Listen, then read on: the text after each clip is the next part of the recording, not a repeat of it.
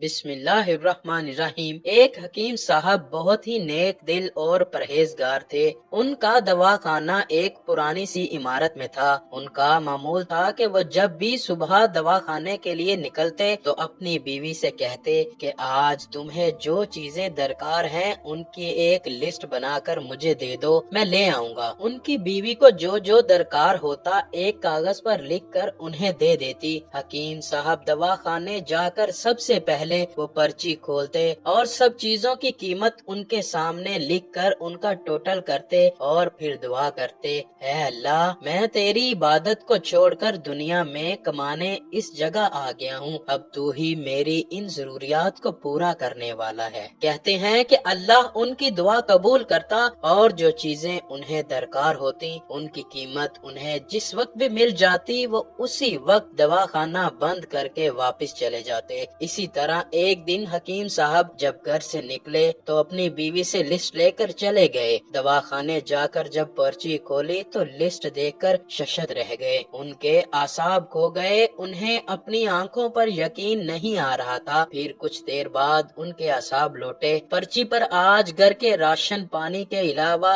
एक और इबारत लिखी हुई थी, जिसे देखकर हकीम साहब परेशान हो गए। राशन के साथ लिखा था, बेटी के जहेज का सामान। हकीम साहब ने मामूल के मुताबिक सब चीजों के सामने उनकी कीमत लिखी और जहेज के सामान के सामने लिख दिया, ये अल्लाह का काम है और अल्लाह बेहतर जानता है। इस सब के बाद हकीम साहब अपने मरीजों को दवा देने लगे कि अचानक एक गाड़ी उनके दवाखाने के सामने आकर रुकी। हकीम साहब ने गाड़ी और गाड़ी में मौजूद साहब पर ज्यादा तवज्जो न दी, क्योंकि हर रोज कई गाड़ियां उनके दवाखाने के सामने आकर खड़ी होती थी। जब सब मरीजों को दवाई दे चुके तो हकीम साहब फारिग हुए तो वो साहब गाड़ी से निकलकर दवाखाने में दाखिल हुए और एक तरफ मेज पर बैठ गए। हकीम साहब ने मरीजों से फारिग होकर उन साहब से कहा, आकर इस स्टूल पर बैठ जाएं ताकि मैं आपका मुआयना कर सकूं, और अगर किसी और मरीज की दवा लेनी है तो मुझे उसकी हालत बताएं ताकि मैं दवा दे सकूं। वो साहब कहने लगे,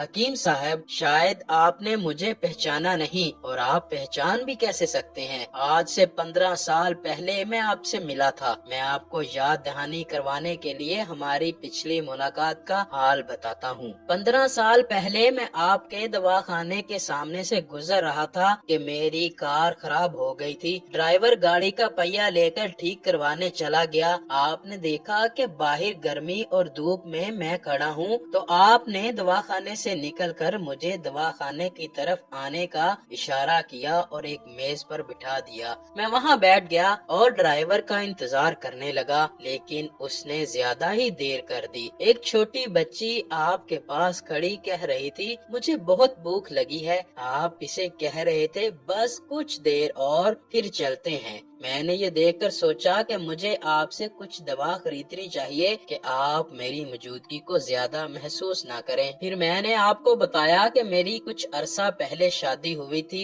मैं शादी के बाद इंग्लैंड चला गया, लेकिन मेरी कोई औलाद नहीं। यहाँ से भी बहुत इलाज करवाया और इंग्लैंड से भी, लेकिन कोई अफाका ना हुआ। आपने कहा, तौबा और इस्तिगफार करो, औलाद अल्लाह के हाथ में है। वो जिसे चाहे औलाद अता करे और जिसे चाहे बे औलाद रखे। कोई डॉक्टर या हकीम उसमें कुछ नहीं कर सकता। ये इंसान की तकदीर पर मबनी है। मुझे याद है आप साथ साथ मुझे ये कह रहे थे और साथ साथ दवा की पुड़ियाँ बना रहे थे। फिर आपने दवा अलग अलग लिफाफों में बांधी और मुझसे मेरा नाम पूछा। मैंने बताया कि मेरा नाम अमजद है। आपने एक लिफाफे पर अमजद और एक पर बेगम अमजद लिख दिया और मुझे दवा खाने का तरीका बताने लगे। मैंने बेदिली से दवा पकड़ी, क्योंकि मैं तो महज आपकी मदद करना चाहता था। लेकिन फिर जब मैंने आपसे दवा की कीमत पूछी तो आपने कहा, बस बेहतर है। मैंने इसरार किया तो आपने कहा कि आज का खाता बंद हो चुका है। मुझे आपकी ये बात समझ में ना आई तो उसी दौरान साथ एक और शख्स बैठा था। उसने मुझे बताया कि खाता बंद ہونے کا مطلب ہے کہ حکیم صاحب کو آج جو چیزیں گھر کے لیے درکار تھی وہ اللہ نے انہیں دے دی ہیں۔ یہ سن کر مجھے اپنی سوچ پر بہت شرمندگی ہوئی کہ میری سوچ کتنی گھٹیا تھی، لیکن یہ حکیم تو بہت ہی عاجز ہے۔ اس کے بعد میں وہاں سے چلا گیا۔ گھر جا کر جب میں نے بیوی کو یہ سارا ماجرا بتایا تو اس نے کہا وہ حکیم کوئی عام آدمی نہیں بلکہ ہمارے لیے فرشتہ ہے، ہمیں یہ دوائی استعمال کرنی چاہیے، کیا پتا اللہ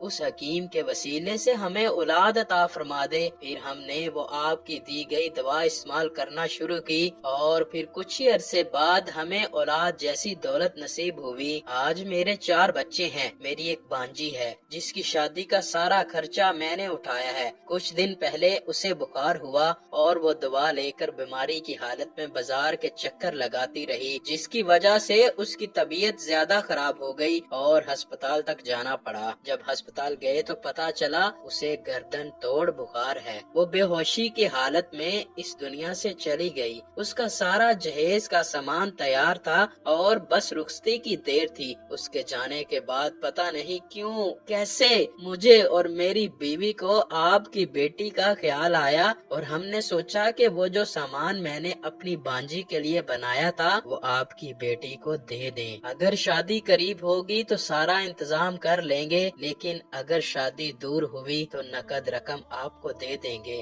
اب آپ اس سب کے لیے مجھے انکار مت کیجیے گا۔ یہ سن کر حکیم صاحب پہلے تو بہت حیران ہوئے اور پھر ان کی خوشی کا کوئی ٹھکانہ نہ تھا۔ وہ امجد صاحب سے کہنے لگے، امجد صاحب آپ کی بانجی کے جانے کا مجھے بے حد افسوس ہے، لیکن میں اس رب کی قدرت پر قربان جاؤں کہ وہ کیسے کیسے اسباب پیدا کرتا ہے۔ آپ خود ہی یہ دیکھ لیں میں نے اس پرچی پر کیا لکھا ہوا ہے۔ آج جب میں گھر سے نکلا تو بیوی نے پرچی میں گھر کے سامان کے علاوہ بیٹی کے جہیز کا سامان بھی لکھا ہوا تھا۔ آپ خود دیکھ سکتے ہیں کہ میں نے اس کے سامنے کیا لکھا ہے۔ یہ کہہ کر حکیم صاحب نے پرچی امجد صاحب کو پکڑائی تو اس پر لکھا تھا، یہ اللہ کا معاملہ ہے، اللہ بہتر جانتا ہے۔ اس طرح حکیم صاحب کی بیٹی کے جہیز کا بندوبست ہوتا ہے اور شادی بھی اچھے طریقے سے ہو جاتی ہے۔ دوستو یہ کہانی تو یہاں ختم ہوتی ہے، لیکن اس میں ہمارے لیے بہت بڑا سبق ہے، وہ یہ کہ اللہ پر ہی بھروسہ کرنا چاہیے،